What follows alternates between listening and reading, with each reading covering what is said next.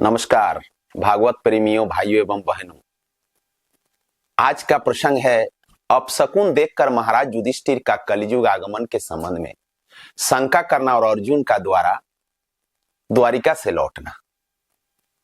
युधिष्ठिर ने भीम से कहा कि नारद जी ने जो कहा था वो समय अब आ रहा है, ऐसा लगता है। मुझे कलियुग की परछाई दिखाई दे रही है। मेरे राज्य में अधर्म बढ़ रहा है। मंदिर में ठाकुर जी का स्वरूप आनंदमय नहीं दिखता है। शियार और कुत्ते मेरे समक्ष रोते हैं। तुझे मैं और क्या कहूं। मैं कल घूमने गया था, एक लोहार के पास एक वस्तु देखा। मैंने पूछा कि ये क्या है, तो उसने कहा कि यह तो ताला है। लोगों के घरों से चोरी होने लगी है, सो ताले लगाने पड़ते हैं। आज के 6 महीना पहले की बात है। एक वैश्य ने एक ब्राह्मण को एक घर बेचा था। उस घर की बुनियाद में से कुछ सोना मिला। ब्राह्मण वह सोना लेकर सेठ के पास गया। सेठ धर्मनिष्ठ था। उसने कहा कि मैंने तो मकान तुम्हें बेच दिया था, सो उसमें से जो कुछ भी मिला वह सब तुम्हारा ही है। ब्राह्मण ने कहा कि उस संपत्ति का उसका कोई अधिकार नहीं है। मेरे राज्य की जनता कितनी धर्मनिष्ठ थी। उसी समय मैंने कहा था कि 6 महीना में ही इन दोनों का मन कलुषित हो जाएगा। वैसा ही हुआ। कल वे दोनों मेरे पास आए थे और धन पर अपना अपना अधिकार जता रहे थे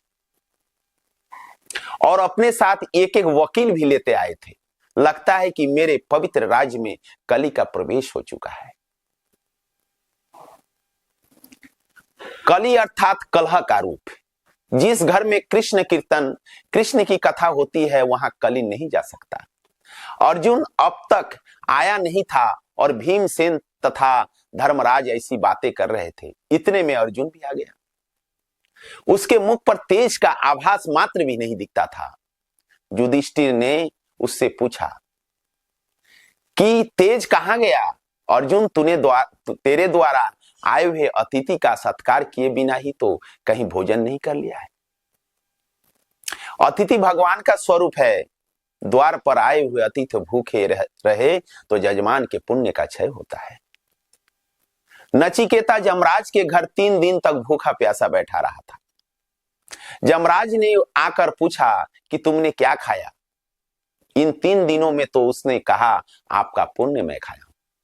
मनुष्य शरीर की अपेक्षा आंख और मन से अधिक पाप करता है। गीता जी में भगवान ने उसको गुह्यतम ज्ञान दिया है। एक बार रात के समय उर्वशी अर्जुन से मिलने आई। अर्जुन ने उसका मुख तक न देखा। उसने उर्वशी से कहा कि माता जी, मैं तो भारत खंड का वासी हूं। मेरे लिए परिस्त्री माता समान है। एकांत में जो काम को पराजित करे वही वीर है। मुझे पूरा भरोसा है कि परिस्त्री गमन का पाप अर्जुन नहीं कर सकता है। फिर भी वह आज निस्तेज क्यों है। मुझे तो यह लक्षण कलियुग के लगते हैं। अर्जुन द्वारा कृष्ण कृपा का स्मरण। धर्मराज अर्जुन से पूछते हैं, तेरे आत्म स्वरूप परमात्मा श्री कृष्ण कुशल तो हैं? वे द्वारिका में है तो?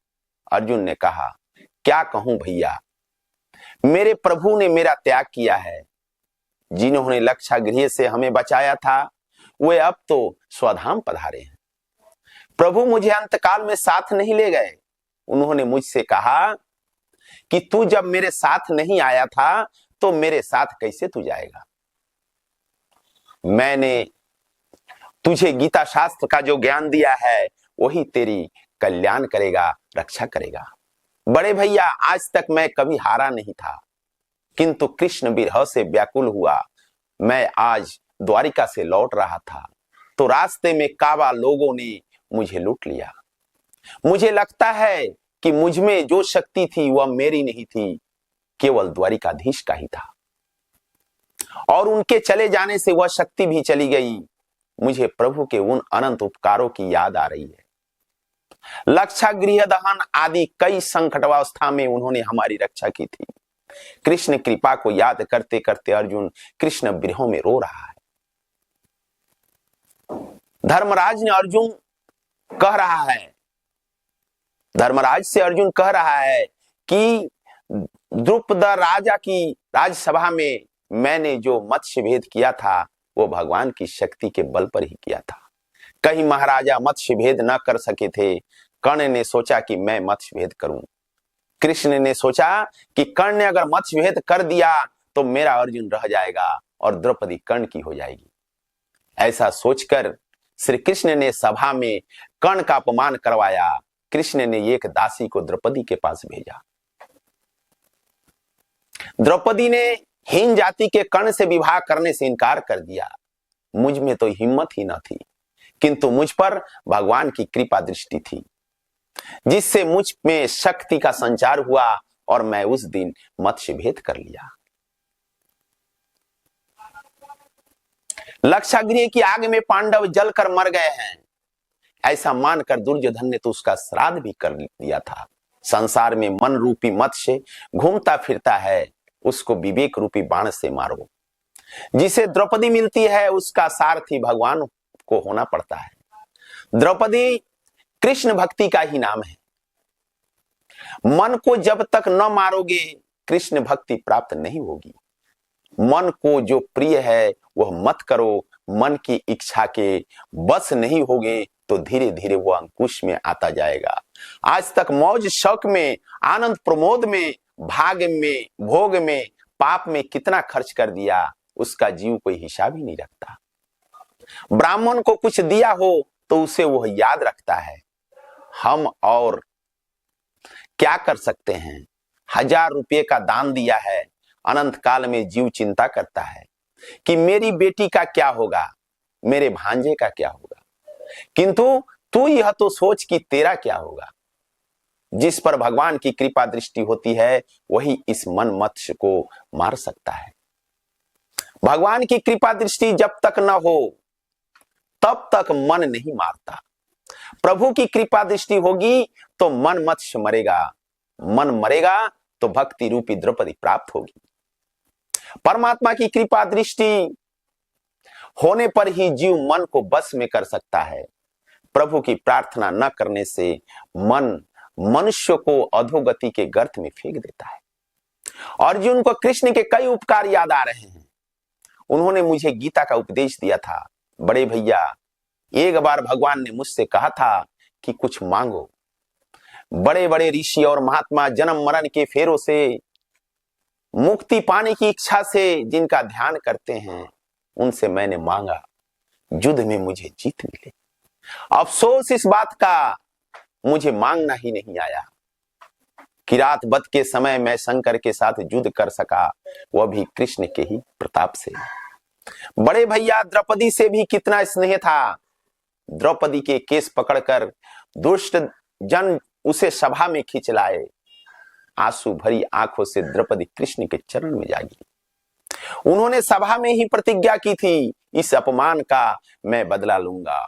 और श्री कृष्ण ने उन दुष्टों की ऐसी दशा की कि उनकी पत्नियां विधवा बनी और उन्हें अपने केस स्वयं ही छोड़ने पड़े। बड़े भैया, याद करो वह प्रसंग कि जब हमारा नाश करने के लिए कपट करके दुर्योधन ने दुर्वासा को भेजा था। भाजी के एक ही पत्ते से अक्षय पात्र भर के कृष्ण ने हमें इस संकट से बचाया था। दुर्योधन ने 4 महीनों तक दुर्वासा को अपने यहाँ भोजन कराया। वे प्रसन्न हुए। उन्होंने दुर्योधन से वर मांगने के लिए कहा। दुर्योधन ने सोचा कि दुर्वासा के साप से पांडवों का नाश करने का अच्छा अवसर है। कल इस ऋषि का एकादशी का अनशन था। वैसे वो सूर्य देव का अक्षय पात्र पांडव के पास है, किंतु द्रौपदी के भोजन कर लेने के बाद उसमें से कुछ भी नहीं मिलता है। दुर्वासा द्रौपदी के भोजन करने के बाद वहां पहुंचेंगे और द्रौपदी से भोजन न मिलने पर वे क्रोधित होंगे और पांडव को शाप देंगे, जिससे पांडव की दुर्गति होगी। दुर्योधन ने ऐसा कुविचार करके दुर्वासा से विनती की कि आप अपने 10,000 शिष्यों के साथ लेकर युधिष्ठिर का आतिथ्य स्वीकार करें, क्योंकि अपने कुटुंब के वे ही गुरुजन है। और हाँ, द्रौपदी बेचारी भूखे न रह जाए, इसलिए पांडव के भोजन कर लेने के बाद ही आप वहां जाइएगा।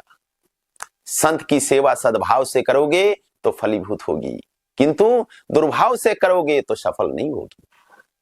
4 मास तक दुर्वासा को अपने यहां भोजन कराकर दुर्योधन ने पांडव के सर्वनाश की इच्छा की। इसी दुर्भावना के कारण उसकी अपनी ही हानि हुई। अन्यथा संत को भोजन दान करने से पुण्य मिलता है। दुर्योधन ने संत की सेवा तो की, किंतु किसी के सर्वनाश के हेतु की थी, सो उसे पुण्य नहीं मिला। दुर्योधन की विनती के अनुसार दुर्वासा 10,000 शिष्यों के साथ पांडव के आंगन में पधारे। दुर्वासा ने युधिष्ठिर से कहा, राजन, कल एकादशी का अनशन था, सो आज हमें बड़ी भूख लगी है। आपके घर हम भोजन करने की इच्छा से आए हैं। सूर्य नारायण द्वारा दिया गया अक्षय पात्र से पांडव मध्य काल में आए हुए ब्राह्मणों को भोजन कराते हैं। अक्षय पात्र संकल्प अनुसार भोजन देता है। पांडव तो ऐसे भक्त हैं कि विपादास्पद में भी ईश्वर की कृपा का ही दर्शन और अनुभव करते हैं। आज द्रौपदी भोजन कर चुकी है, सो अक्षय पात्र से कुछ भी मिलने की संभावना ही नहीं थी। फिर भी युधिष्ठिर जी की यह दुर्वासा से कहा कि बड़ी कृपा हुई हम पर कि आपने हमारा आंगन पावन किया। आप सब गंगा स्नान कर ले, इतने में मैं भोजन का तैयार कर देता हूं। धर्मराज का धैर्य तो देखो कि घर में अन्न का एक कण भी नहीं है, फिर भी उन्होंने 10,000 ब्राह्मणों को भोजन के लिए आमंत्रण दिया। युधिष्ठिर को विश्वास है कि मैंने आज तक कभी अपने धर्म की उपेक्षा नहीं की है। इससे धर्म स्वरूप प्रभु मेरी रक्षा अवश्य करेंगे। भीम, अर्जुन, द्रौपदी और आदि चिंता कर रहे हैं कि इन सबको भोजन कैसे कराएंगे। द्रौपदी भी सोचती है कि अब अक्षय पात्र भी काम नहीं आ सकता है, क्योंकि मैंने भोजन कर चुकी हूं। द्रौपदी दुख से कत्तार हो रही थी और भोजन न मिलने से क्रोधित होकर दुर्वासा शाप देंगे और मेरे पांडव का सत्यानाश हो जाएगा। द्रौपदी द्वारिकाधीश की प्रार्थना करने लगी, नाथ मेरी लाज रखना, नहीं तो जगत तुम्हारी ही खिल्ली उड़ाएगा। द्रौपदी ने आर्तनाद किया कि जिस प्रकार आज तक तुमने हमारी सहायता करके लाज रखी है, उसी तरह आज भी हमारी लाज रखना।